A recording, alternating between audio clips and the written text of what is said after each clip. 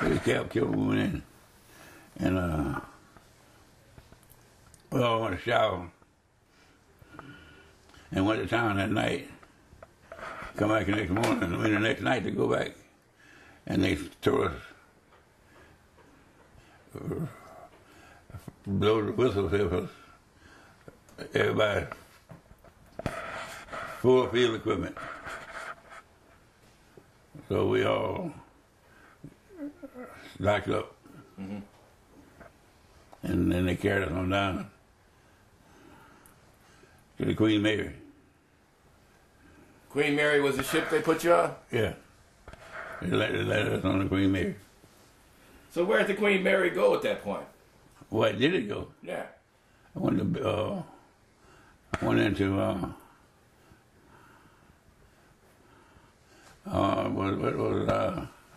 Scotland. Scotland. Yeah. So they got you on the Queen Mary into Scotland. Right. Then what happened? Then they put us back on a little train and carried us into England, mm-hmm.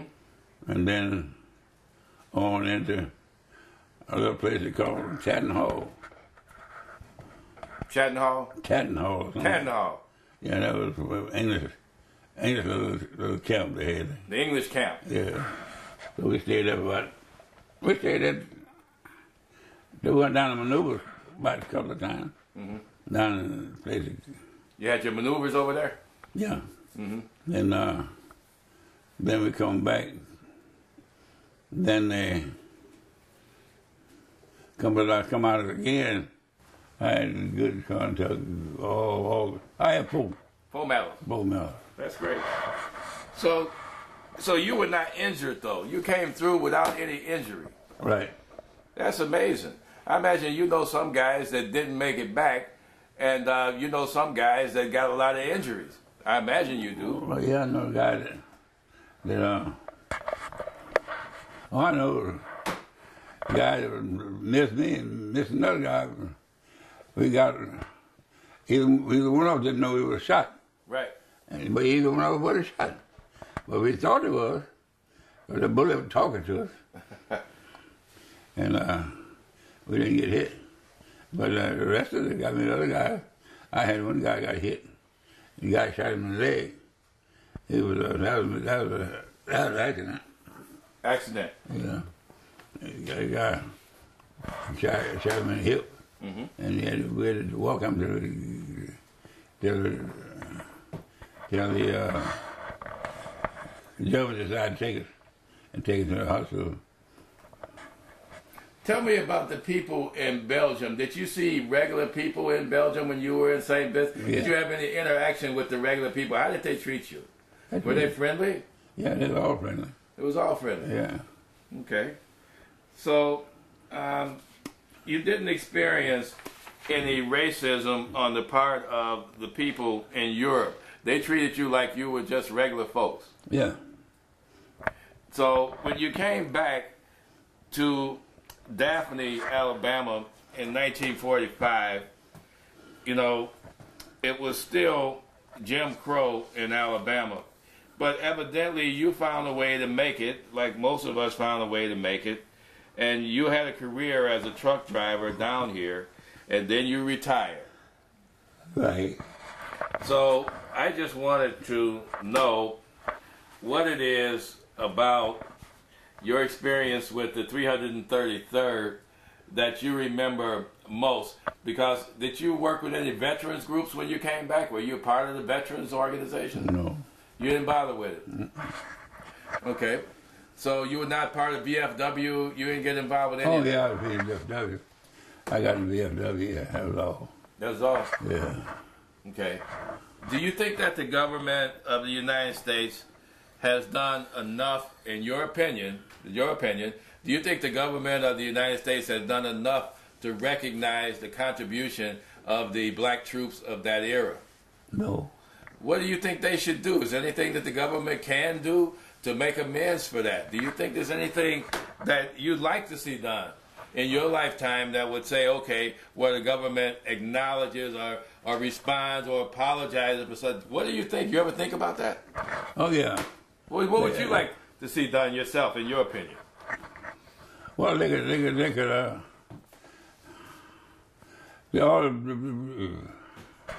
the black guys have had bad days and ever since they've been here, and they could always, cause the guy that's been in service, they should honor them guys and pay them at least 50 cents a week. But a lot of them don't even pay them nothing. Right. And they're just out there somewhere. So the government is, they could clean up a whole lot. And it's like, they got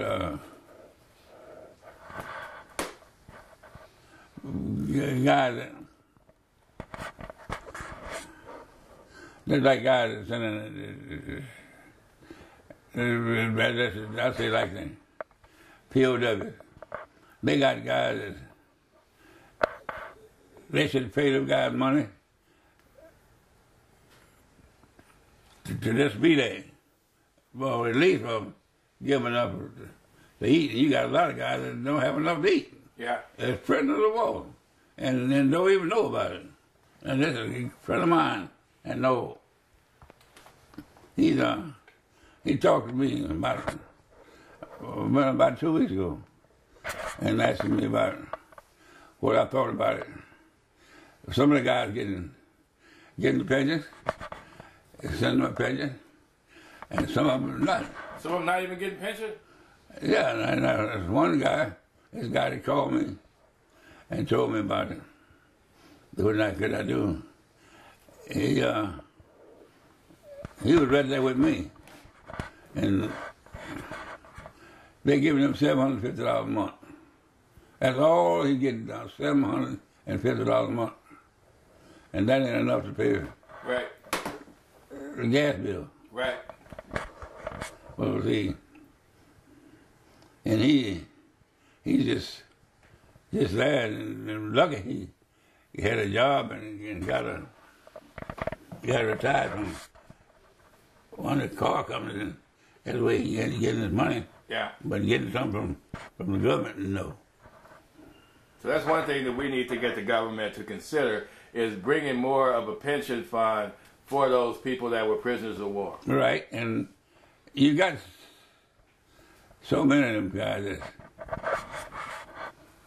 prisoners of war. They don't even know about it. You don't even know you're supposed to get nothing. It was about 5 or 6 years before I know it. Mm-hmm. I was just there. I just sent a letter, they sent one letter to you, got burned up. My head got burned up. Going some junk. Mm-hmm. Tell me though, do you remember the guys?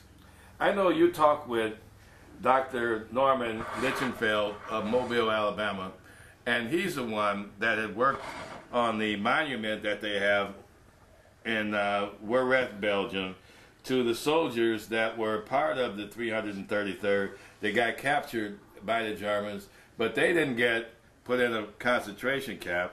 These guys got killed over there and thrown into a ditch. You know, once again, why do you think the government never said anything about that? I mean, there's something, I was shocked to find this story out, and I thought it would be, you know, why is it that was kept so quiet? The actual truth? Yeah. They ain't truth about it? Yeah. Because you're black. That's the reason why. They didn't give a nickel of you. Anyway, you look, you come here in the United States, come right here. And we had Germans, prisoners. Prisoner of war. Yeah, German prisoners in prison camps. You had guards, American guards, guard them. Go to eat, the German guy would go to the white mess hall, and then the black had to go to the black mess hall. Why was that right? No kind of way. Right. The German prisoner of war was treated better than the black troops. Yeah. That is, And so that's interesting how that happened. Just like we come in, Camp Kilmer. I think it's Camp Kilmer, New Jersey. We come in, no, Camp Kilmer, at Georgia, we were. We come in from Oak Hill to down there. Come from Jersey to Georgia. Right, from Jersey to Georgia. There was 16 of them. All 16 was mixed. 16 was mixed up with all the white. We got there to go to the theater, and the guy that was there wouldn't let us go. Right. And that's when the whole thing started to mess up. All the whites and black was fixing to mess up the whole camp. So they transferred us out that night. A lot of people don't know that. They transfer you out because they're scared of a race riot. Yeah. They think the white was taking up for us, which it was. You know, we was overpowered. We had more prisoner of war than we did just regular guys. Right. So they transferred us out. And so I had one guy with me was from the South. He was out of Louisiana. He was white. The rest of them was black. I had 12 guys on me. There was one white guy, and the rest of them was black. Right. But that was transferred up. See, I had a slip on these people, each one. And when I get to each guy get off, I had to give him the paper for him to get off. When I let off, I had 13 papers, and 12, mine was 13. Right. So it was them all over. We only had that was now. The rest of them it was Alabama. So, you know, I was just wondering if, did you ever have any reunions that you went to where there was veterans that were part of your old group? Did you ever have any reunions? Did they ever do that? Yeah, we had about 5 or 6 reunions, white and black all together. Can you tell me about the 106? What the 106 was about and how you guys were protecting the 106? Well, 106, we had things started at the bottom of it. Now see, 106 used to be 333rd Field Artillery Battalion. And then they changed it to 969. Right, 969. And yeah. Those are the ones that went to Bastogne. Yeah, 969. Then they changed it. That was a different outfit. They changed it from that to 106. They changed it to 106. Well, they changed it to Bastogne, that's some kind of way. They got it mixed up with 106 and 969. Because it was some of them outfits we went to. It was in the prison camp. We had some of the boys that was in the prison camp hadn't been in the army but 16 days. They were in the prison camp. Yeah, they was in the prison camp in 16 days, and we was some of them boys were 17 years old. Man, but they was had come in from, they settled in and too young, and lied about it, I imagine. And then they sent some of them, they sent to they sent them to the line, they sent them right on the line. They didn't know nothing. They didn't know peanut butter.